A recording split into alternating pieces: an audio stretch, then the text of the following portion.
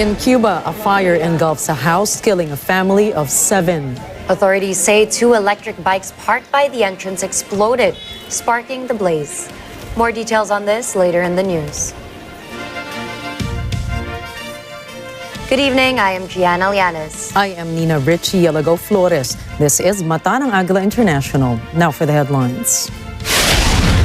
President Marcos Jr. dismisses United States deal to shelter Afghan refugees. France aims to cooperate with the Philippines for maritime security. Experts recover presumed human remains from Titan's sub-debris. U.S. President Joe Biden hopes for re-election through his Bidenomics speech. And music stars Taylor Swift and The Weeknd to judge next year's Academy Awards.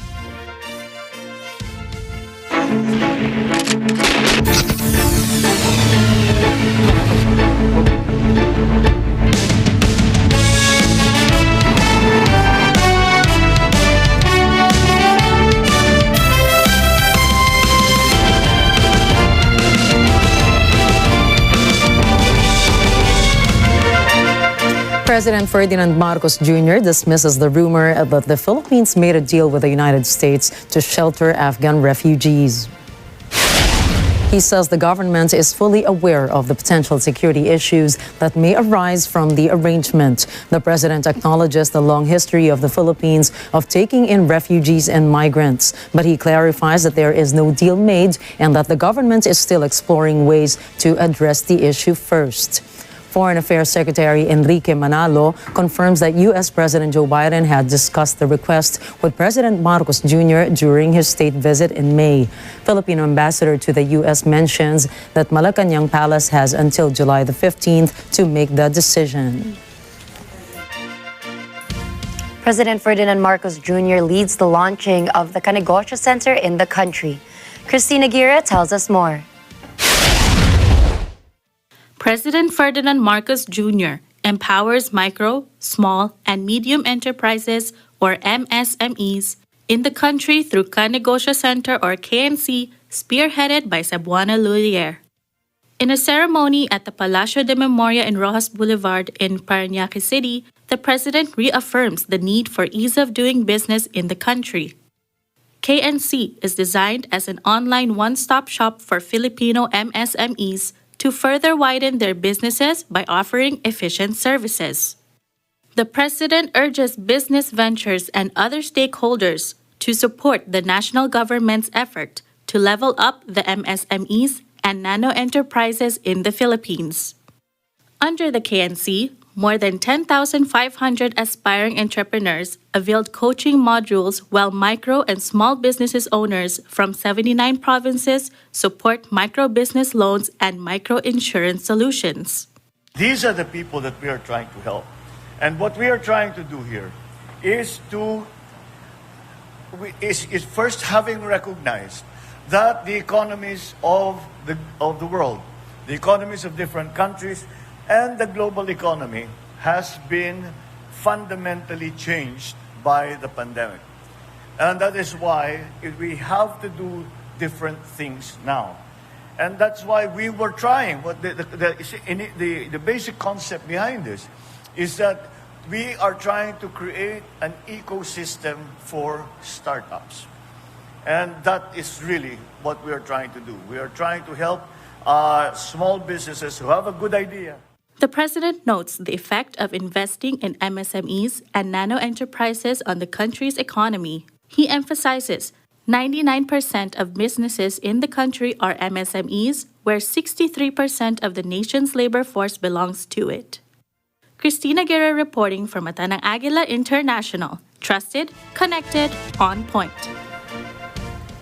President Ferdinand Marcos Jr. believes that the Philippines should be the leading exporter of coconut products. He declares this during his speech on the 50th anniversary of the Philippine Coconut Authority, or PCA. Eren Santos has the details.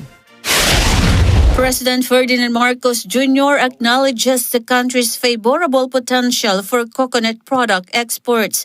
To achieve this goal, the government will focus on replanting and intercropping, aiming to restore the industry's former glory. He tells the PCA to support coconut farmers and improve their conditions. He also emphasizes the challenges awaiting the coconut industry. Climate change, pests, and diseases are among them. So let us double our efforts to tackle these issues and invest in technologies and initiatives that will not only safeguard, but also ensure the resilience of the coconut sector of our agriculture. Coconut production in the country increased by 1.6% throughout 2022. However, coconut exports from the Philippines declined in the first 4 months of 2023, particularly in terms of coconut oil and other products like copra. Eden Santos for Matanang Agila International. Trusted, connected, on point. The House of Representatives considers increasing the tax of motor vehicle users' charges before adding taxing junk food and sweetened drinks.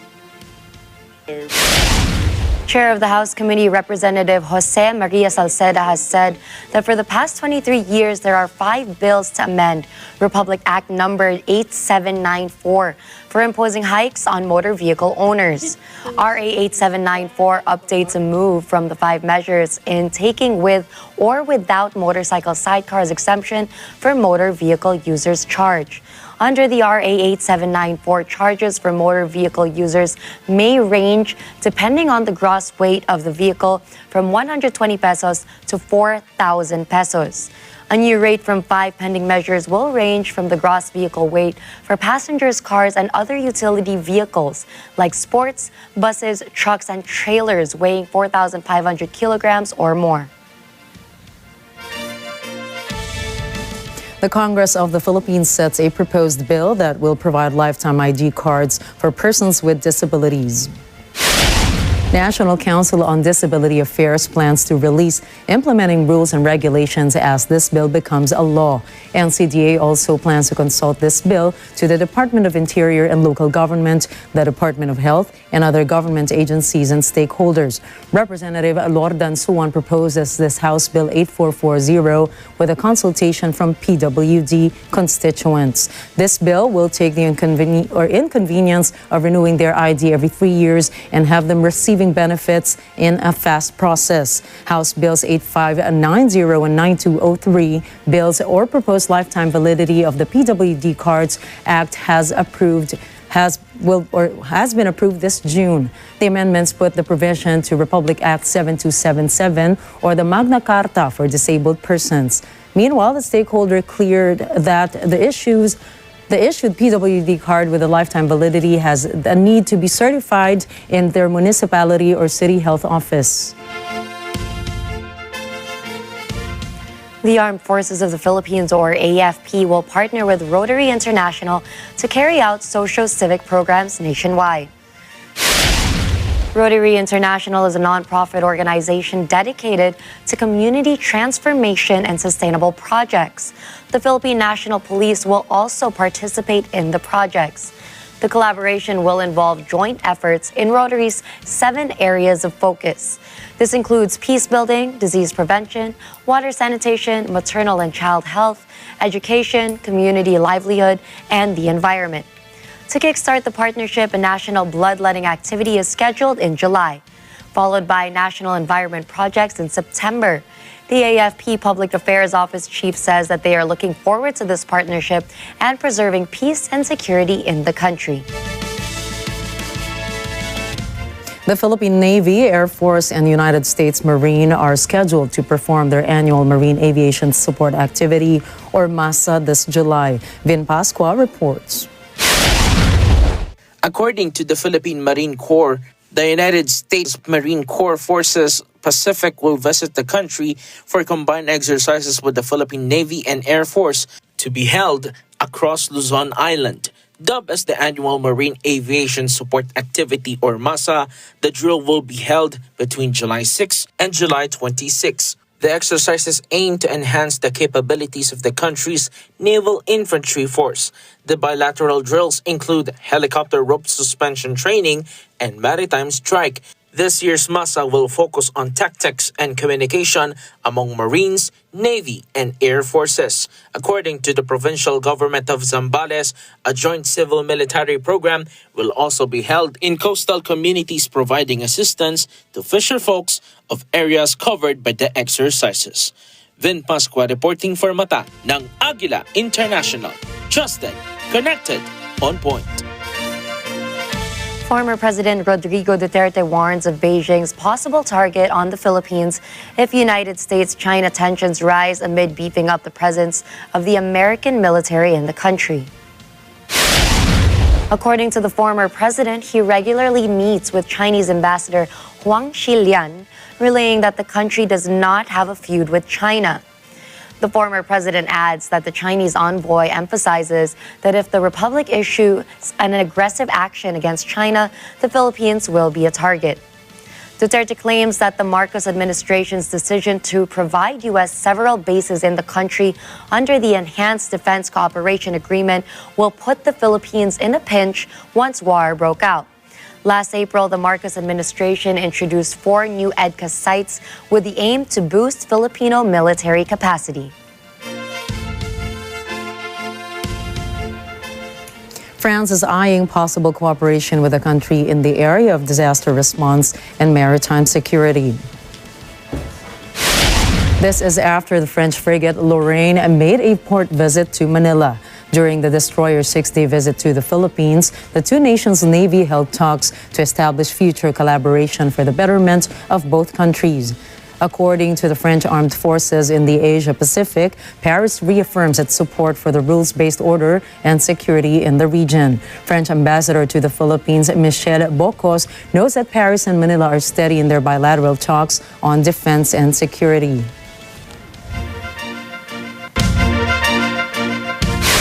Coming up, Guangdong governor in China visits Papua New Guinea to strengthen ties. Poland says Wagner troops in Belarus could be a threat to region.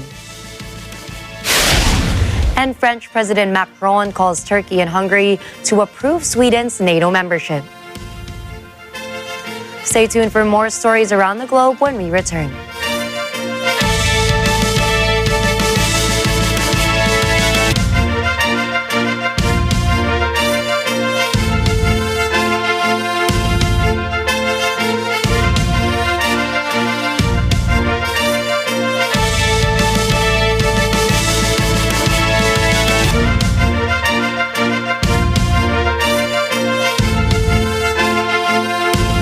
This portion is brought to you by 318 Automart. In the fast-changing landscape of business, there are individuals who defy conventional paths to build diversified portfolios. They refuse to be confined in a box, instead embracing the pursuit of opportunities. And one such individual is with us in this episode, an entrepreneur with numerous business interests, a content creator, a talent manager. One can say he's quite indefatigable. Wilbert Ting Tolentino of Will of Life Group of Companies tells us his journey in business diversification and possibly inspiring others only here in Open for Business. Kapag nag-work tayo, hindi laging 75 na ang grades natin. Bigay natin yung pinakamataas. Gawin natin 100 kung kaya. Open for Business with Cesar Vallejos. Sunday, 9 p.m.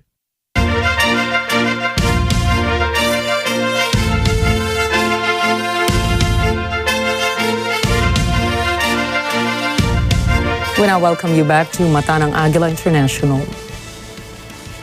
The U.S. Coast Guard said experts have recovered presumed human remains from the Titan's sub-wreckage. The agency also announced that medical professionals will conduct a formal analysis of the alleged human remains. Meanwhile, mangled debris of the Titan vessel was offloaded and taken by authorities for further investigation. Captain Jason Neubauer, a leader of the U.S. probe, said there is a substantial amount of work to be done to understand the factors that led to the catastrophic loss of the Titan. He said their investigation will help ensure that a similar tragedy does not occur again. The Titan sub imploded last week due to crushing underwater pressure of the North Atlantic Sea. The 5 people on board instantly died. Chinese Premier Li Qiang welcomes Mongolian Prime Minister Lobsang Oyun Erdene in Beijing to conduct talks on bilateral ties. Premier Li highlights a need for the long-term good neighbor or neighborliness of both nations. The leaders emphasize boosting trade and investment and cooperating in areas such as energy, mining, tourism, and education. China reaffirms its commitment to assisting Mongolia's economic and social development. Oyun Erdene emphasizes Mongolia's priority of strengthening cooperation with China and adhering to the One China principle. The meeting concludes with the signing of several bilateral cooperation agreements. China's relations with Central Asia have resulted in steadily increasing interdependence, with most of the stand countries adhering to the One China principle. Chinese Premier Li Qiang meets with New Zealand Prime Minister Chris Hipkins after the World Economic Forum's Summer Davos event in Tianjin, China. Premier Li expresses his inspiration by some of the remarks made by Hipkins at the event. He also praises Hipkins' work as COVID-19 minister during the pandemic. In response, Hipkins emphasizes the importance of the bilateral relationship, evident from the sizable delegation accompanying him. They sign off on a range of agreements, including trade, agriculture, education, and science. They also discuss the Indo-Pacific region and tensions in the South China Sea and Taiwan Strait, among others. In Papua New Guinea, the governor of Guangdong, China, visits Port Moresby to strengthen ties between the 2 major cities. Eko Hortaleza Quinola tells us more. Prime Minister James Marape and Governor Powes Parkop welcomed Guangdong, China's Governor Wang Weizhong in his 3-day visit to the National Capital District. Guangdong is known for its fastest-growing economy among the 31 provinces and municipalities in mainland China. Wang says the import and export trade between Guangdong and Papua New Guinea reached an impressive $477 million last year. That is 1.6 billion kina. Marape commends Wang's leadership as a shining example of a prosperous Chinese province. Marape expresses his desire to continue strengthening the relationship between Guangdong, Port Moresby, and other parts of the country. 马拉佩总理跟我说，我们的合作都可以找他，也都可以给在座的各位部长呢直接联系。他还讲 between the 2 places, and I can also establish a one-to-one and face-to-face contact with the ministers. Everything is doable. My dear friends, we really need to work very, very hard to fulfill the objectives.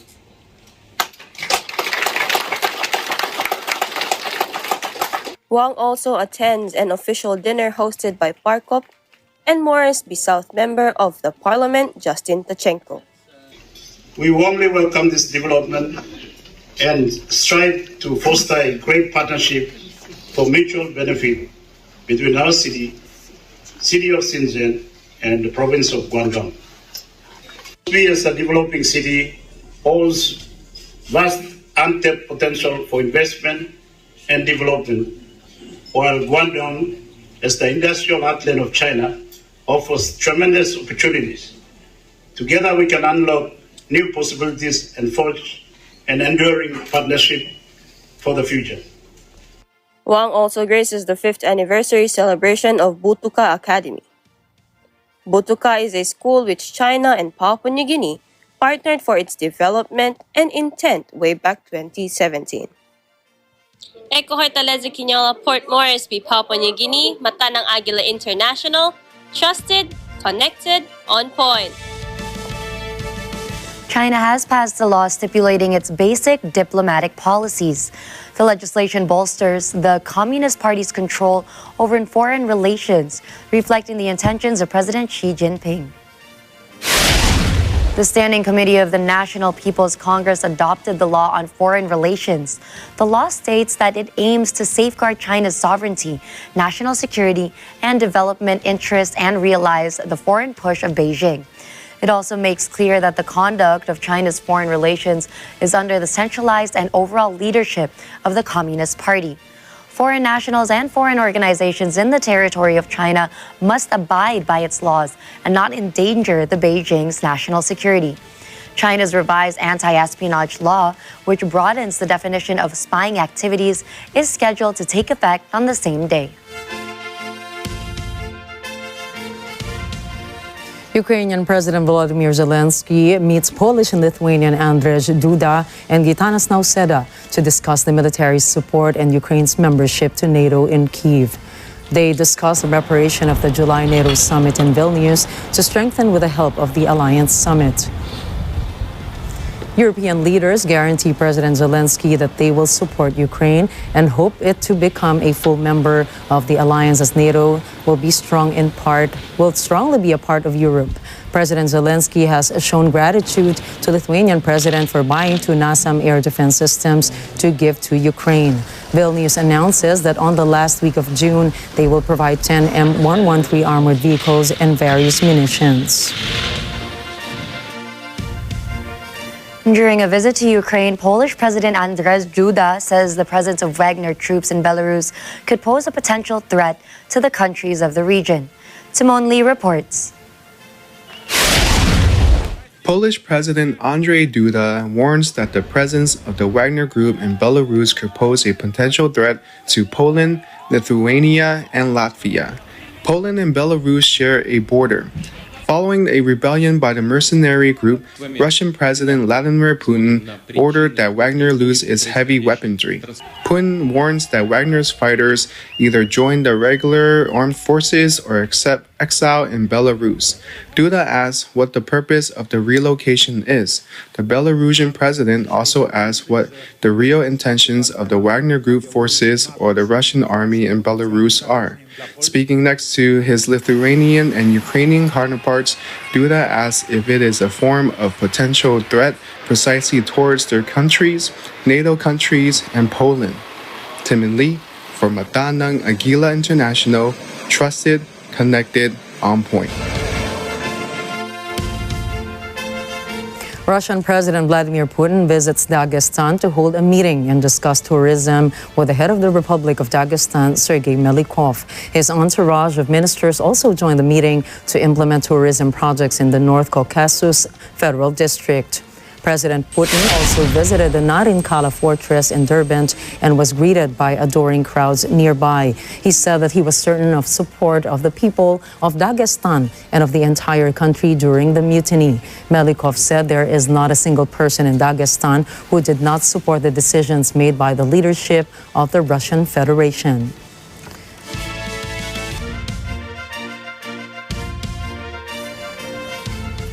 Portuguese Prime Minister António Costa meets with French counterpart Elisabeth Borne for the high-level meeting between the two countries.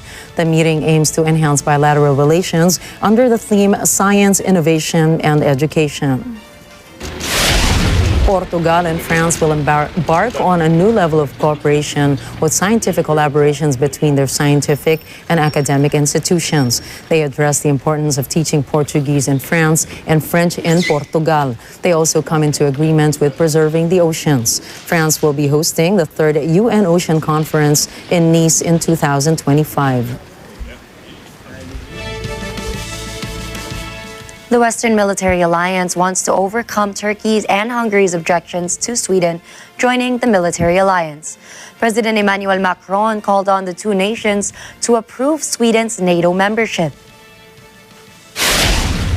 Hungarian lawmakers have said a long-delayed vote in parliament on ratifying Sweden's NATO membership bid would not happen until the autumn legislative session, which means Sweden's membership will not join the alliance in time for the major July 11 to 12 summit.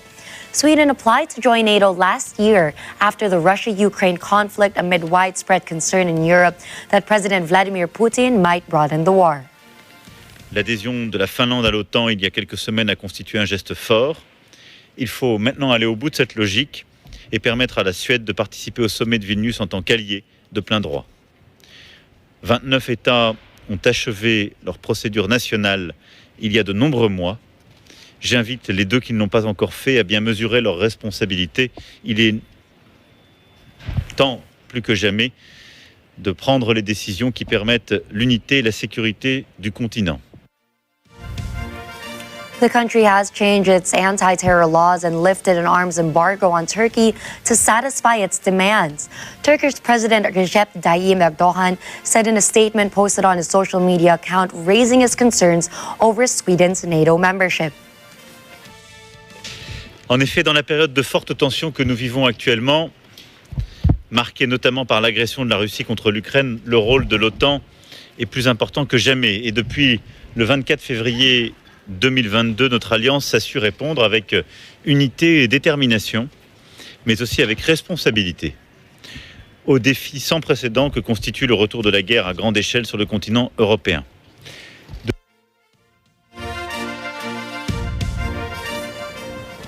U.S. Secretary of State Antony Blinken said that no nuclear agreement was on the table with Iran. Speaking of the Council of Foreign Relations, the state secretary cited the rejuvenation of their diplomatic relations between adversaries. Blinken cited the future of the relationship, calling on Iran to choose not to take actions that further escalate the tensions with the United States and the Middle East. Diplomats said that indirect talks have quietly resumed in recent months with Oman as an intermediary, with a focus largely on the status of U.S. prisoners in Iran. There's no agreement in the offing. I think whether Iran chooses itself to take actions, or maybe better put, not to take actions that further escalate the tensions not only between us but with other countries, we'll see by their actions.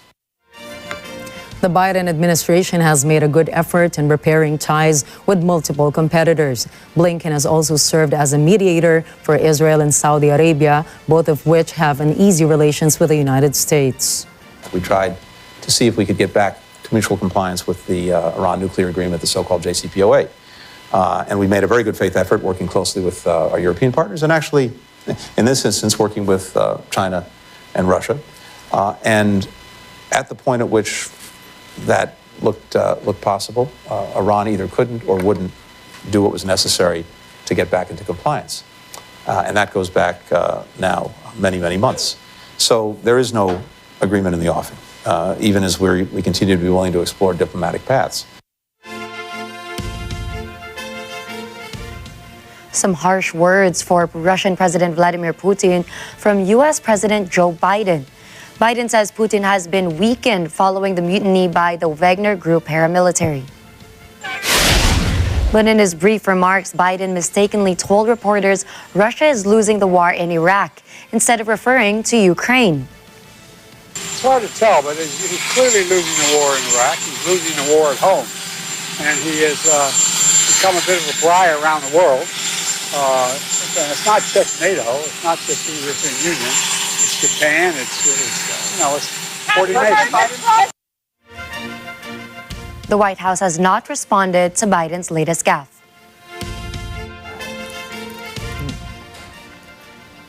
U.S. President Joe Biden vows to restore the American dream in a speech promoting his Bidenomics policy. Philip Toledo tells us more. President Biden says his Bidenomics policy will deliver a clean break with decades of Republican economic thinking benefiting the rich. Biden touts the policy as about the future. He says this is just another way of saying, restore the American dream. In his half-hour speech in Chicago, the president highlights hundreds of billions of dollars in public investments during his first 2 years in office to revamp infrastructure and kickstart high-tech manufacturing. The speech seeks to reach working and middle-class voters vital to Biden's hope of re-election in 2024. Many of his Chicago audience have drifted from the Democratic Party to back Donald Trump. Biden aimed squarely at Trump's base by referring to the way globalization had destroyed U.S. industrial communities and stripped workers of dignity, pride, and hope. Biden accuses Republican leaders of bringing ruin with the tax cuts for the wealthy in belief that the benefits would later trickle down to ordinary people. Bidenomics in action. Bidenomics is about building an economy from the middle out and the bottom up, not the top down. And there are three fundamental changes that we decided to make with the help of the Congress. We've been able to do it. First, making smart investments in America. Second, educating and empowering American workers to grow the middle class. And third, promoting competition to lower costs to help small businesses. Here's what I mean by all. Philip Toledo for Matanang Agila International. Trusted, connected, on point. Up next, protests erupt in France after the death of teenager by French police. Search continues for abducted police employees in Mexico. And King Charles activates climate clock. Please don't go away. We have more stories from around the globe when Matanang Agila International returns.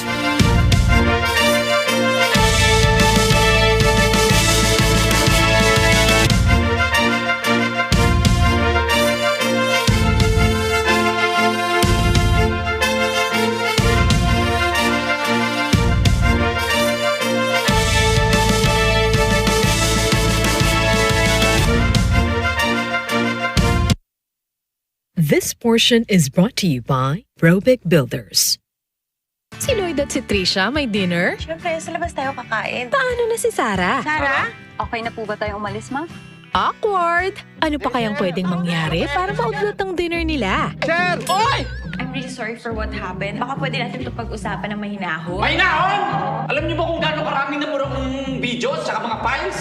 Naku, Julius, dumagdag ka pa. Ito na naman itong mga gis na to. Talagang walang maawat. Teka, ano to? Aba, mukhang may gustong lumaban sa Sir Lloyd at Lloyd siya, ah? Sino nga kaya ang admirer ni Miss Pilar? Si attorney ba talaga? Hello, are you okay? Teka, ano na ba lagay ni Sarah, Trisha at Lloyd? Yun ang gusto ko sa'yo eh. Straightforward ka eh. Mukhang lamang na ata si Trisha sa puso ni Lloyd. Abangan yan sa next episode this Sunday, 4 p.m. sa Net25.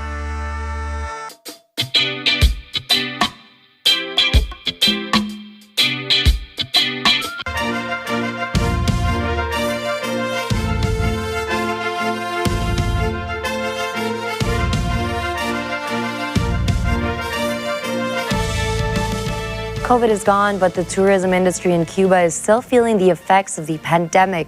The country relies heavily on tourist dollars, and right now, there is a scarcity of foreign visitors. Thomas I. Likeness has the story. The streets in these colorful towns and the country's pristine beaches are nearly deserted. Depending on who you ask, the slow recovery of the tourist trade is being blamed on a number of factors. Some people blame American sanctions. Others say it's global inflation or high prices for plane tickets. Then there's the problem of domestic shortages of power and fuel. For people living in tourist spots, life has been hard. Many have had to turn to laboring on farms, selling bread in the streets, and other types of work to make a living. These communities have no industrial base, no factories to offer employment. In 2018, nearly 5 million people visited Cuba, and that gave the country a $3.3 billion economic boost. That all came to an end when then-President Donald Trump put a stop to cruise ships docking on the communist island, and he ramped up sanctions. Hotel occupancy last year can be described as minimal, just 15.6%. In other Caribbean destinations, it's well over 70%. The Cuban government is now pinning its hopes on Russia, hoping that country can supply it with more tourists. Cuba has set an ambitious target of 3.5 million visitors for this year, double the number of last year. Thomas I. Likeness from Matanang Agila International, trusted, connected, on point. A family of 7 has died in a house fire in Cuba. According to local media, 5 adults and 2 children perished in the blaze in Havana. Myla Simbulan has more details. The fire broke out in the early dawn hours Wednesday. Media reports say 2 electric bikes exploded, sparkling the blaze. The bikes had been stored near the front door of the residence. Fire officials are investigating. The tragedy is the latest in a series of deadly accidents involving electric bikes and other electric vehicles whose lithium batteries explode, setting fires. Last week, a similar blaze in New York claimed the lives of 4 people. Electric vehicles are becoming more common in Cuba because of fuel shortages. Myla Simbulan for Mata ng Agila International, trusted, connected, on point. The fallout continues over the fatal shooting of a teenager by police in the French city of Nanterre. Marjorie Quintos reports.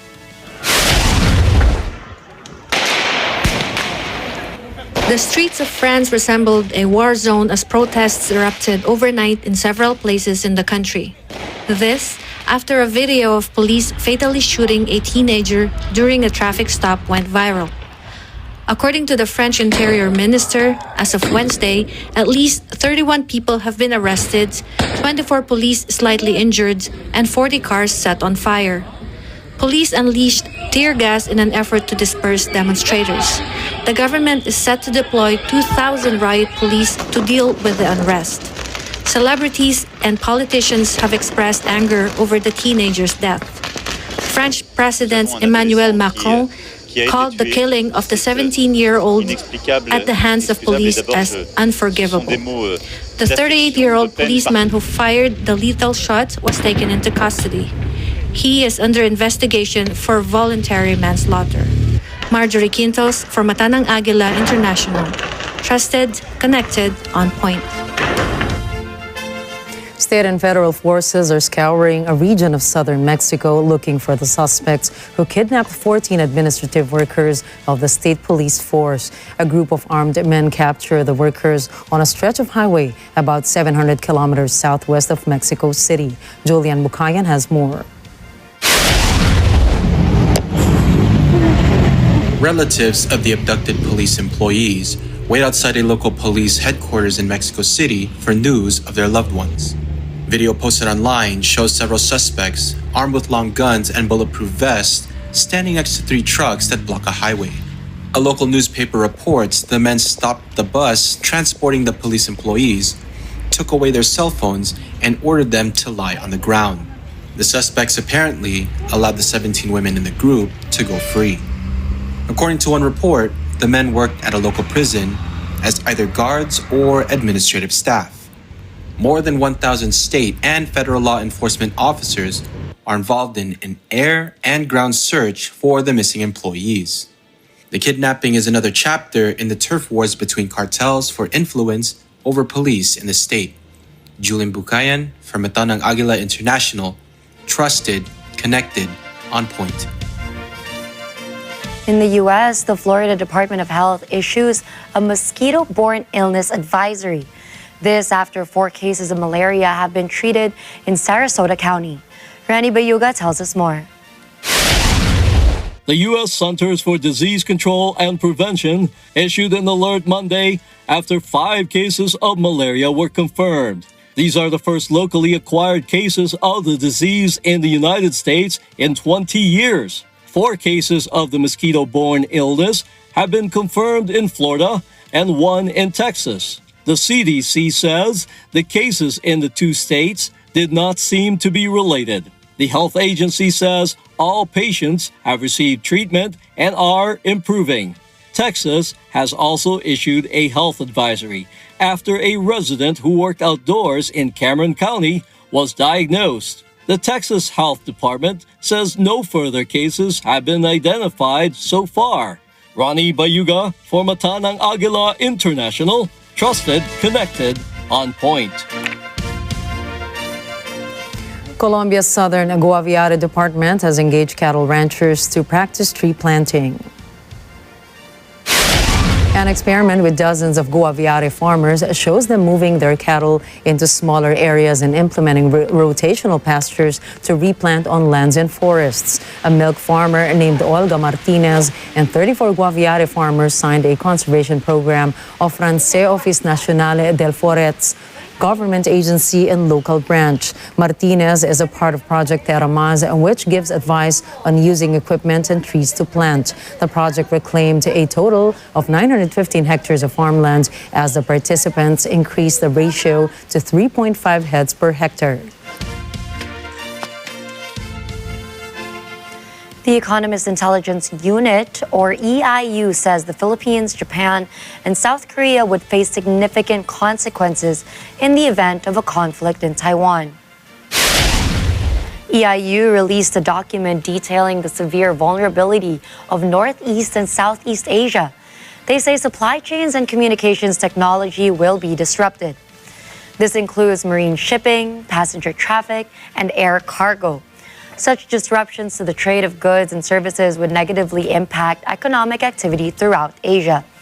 The EIU's assessment considers the risks associated with a conflict involving the Chinese military and the United States over Taiwan.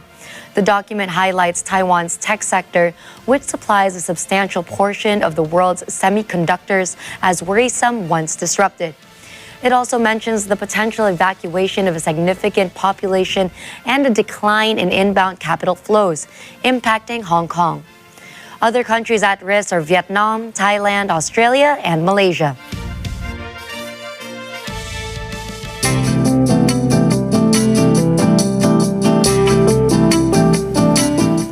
King Charles activated the climate clock, which counts down the time left for world leaders to balance global greenhouse emissions. The climate clock has a countdown of 6 years and 24 days, at which point scientists say Earth will have used up the carbon budget for keeping to the Paris Agreement. Experts believe by this time, Earth will inevitably heat beyond 1.5 degrees Celsius if governments will not abate climate change.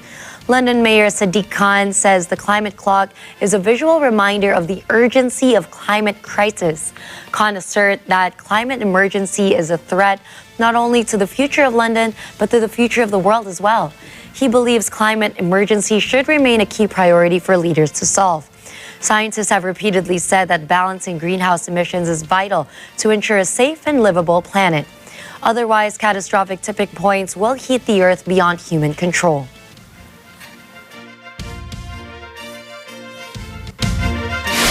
Coming right up, French billionaire Bernard Arnault visits China. Carlos Alcaraz and Novak Djokovic will play at the 2023 Wimbledon.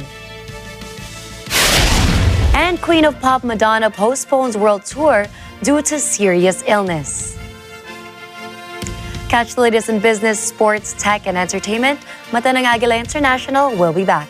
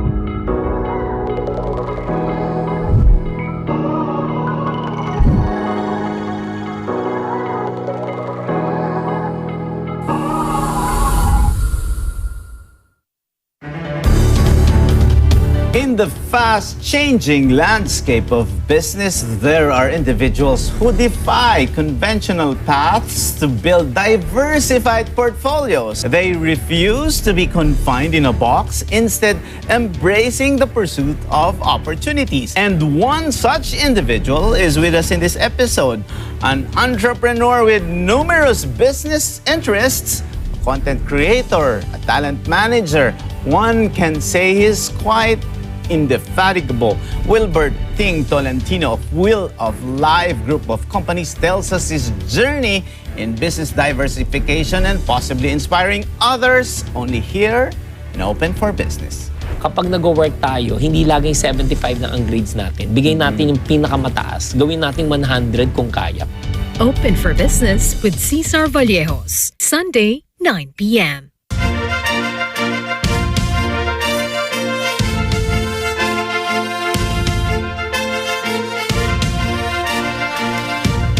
Welcome back to Mata ng Agila International.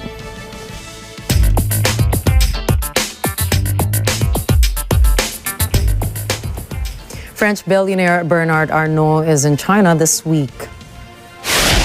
The second richest man after Elon Musk was spotted in two mall establishments in Beijing. Chinese state media say he was accompanied by two of his children, Delphine Arnault, who is known in the fashion world as the head of Dior, and Louis Vuitton marketing director Jean. He was also seen in Chengdu on Wednesday, where he toured the International Finance Center. Data shows that China's share of the couture fashion market declined to just 17% in the year 2022.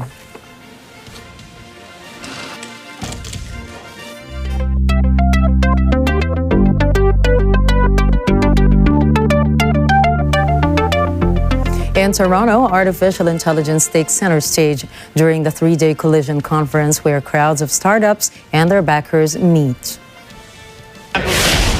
Close to 1,500 startups, 230 partners, over 850 investors, and 600-plus speakers gather in Toronto, Canada, for what is considered one of the biggest tech conferences in the world. From robotic boots to respirators, some of the biggest companies present their products at this event. EctoVR's Jennifer Sidesky shares how virtual reality or reality robotic boots work. Put on your headset, take a few steps, and instead of running into the wall or needing to like Google Street View style click your way through that world, you can just keep walking naturally. There are two cylinders on the bottom of each boot, two robotic cylinders with omnidirectional wheels underneath, and as you walk, they will bring you back, accounting for the ways that you're moving.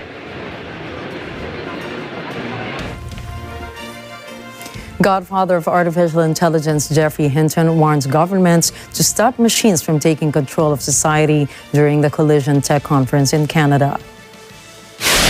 He notes that the risks of AI should be taken seriously amid criticism that he is overemphasizing things. According to Hinton, AI would be an avenue to deepen inequality, providing massive profits from its deployment as a benefit to the rich and not for the workers. In May, Hinton announced that he quit Google for him to speak freely about the dangers of AI. Meanwhile, the European Union is studying its AI Act, a legislation that will impose regulations for the technology in Europe.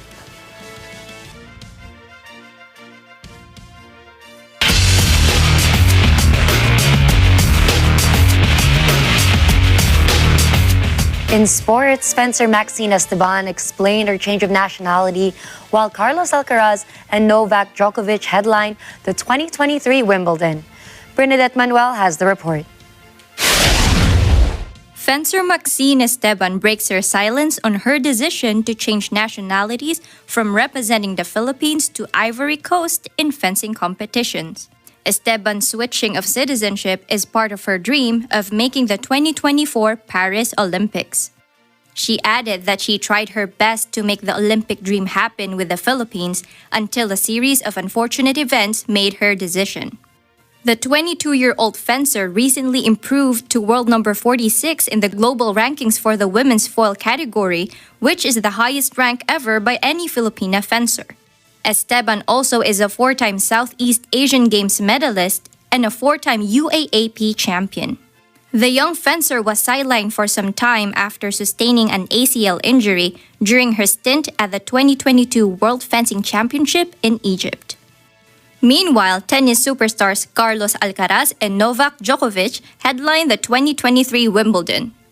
Organizers at Wimbledon announced that the two stars are included in the tournament where Alcaraz takes the first seed while Djokovic in the second seed. From 2002 to 2019, Wimbledon used a seeding formula that took into account player success on grass courts. But starting from the 2021 edition, organizers reverted to using the Pepperstone ATP rankings. Alcaraz will be the top seed at the second consecutive major after leading the way at Roland Garros, where he lost in the semifinals to Djokovic. The Serbian, meanwhile, will try to tie Roger Federer's record by claiming his 8th Wimbledon title. Joining Alcaraz and Djokovic in the tournament are Daniil Medvedev, Casper Ruud, Stefanos Tsitsipas, and Holger Rune. The 2023 Wimbledon Championships will run from July 3 to July 16. Bernadette Manuel reporting for Mata ng Agila International. Trusted, connected, on point.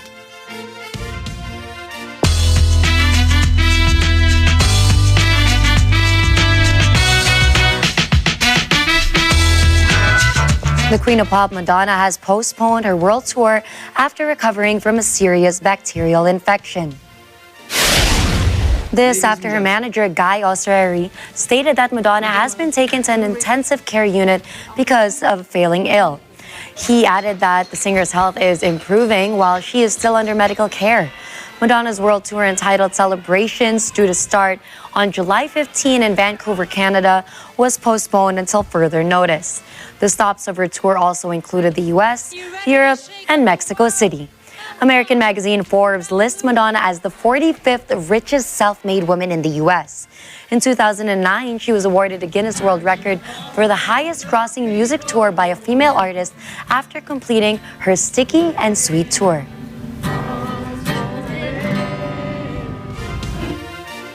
Wheel of Fortune has its succession plan in place as Ryan Seacrest is set to take over as host next year.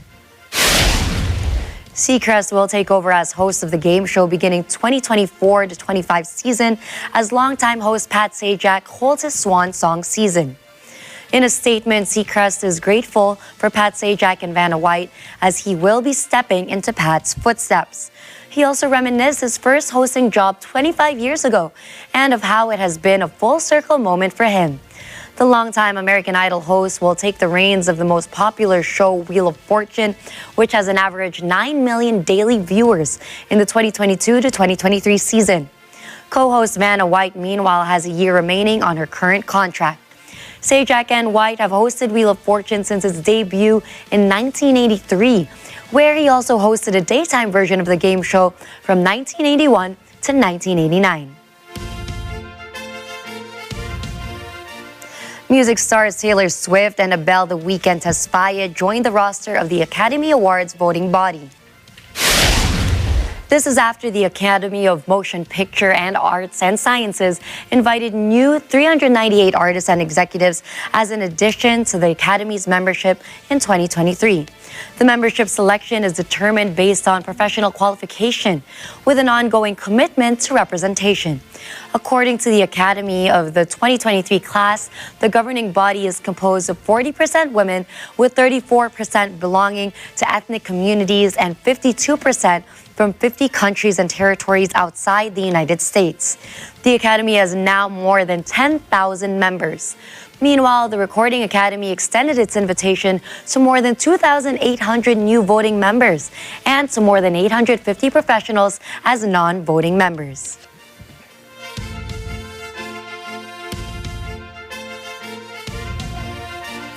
And you know, Gianna, it's interesting to note that our very own Dali De Leon, very talented actress, will also be part of the voting body. Incredible. Congratulations to her. Congratulations, Dali De Leon. And to send you off tonight, here's a quote from English author, comedian, and hitchhiker Douglas Adams. I seldom end up where I wanted to go, but almost always end up where I need to be. And of course, that doesn't just apply to traveling. I think in life too, sometimes we question, is this where I'm supposed to be? And then we have that aha moment. Exactly. I think every experience is for a reason. Yes, I agree with that. And that's something that you can all take away. That's right. That's a wrap for tonight's news. Catch the latest updates on our social media channels. I am Gianna Llanes. I am Nina Richie Alago Flores. This is Madonna Agila International. Trusted, connected, on point.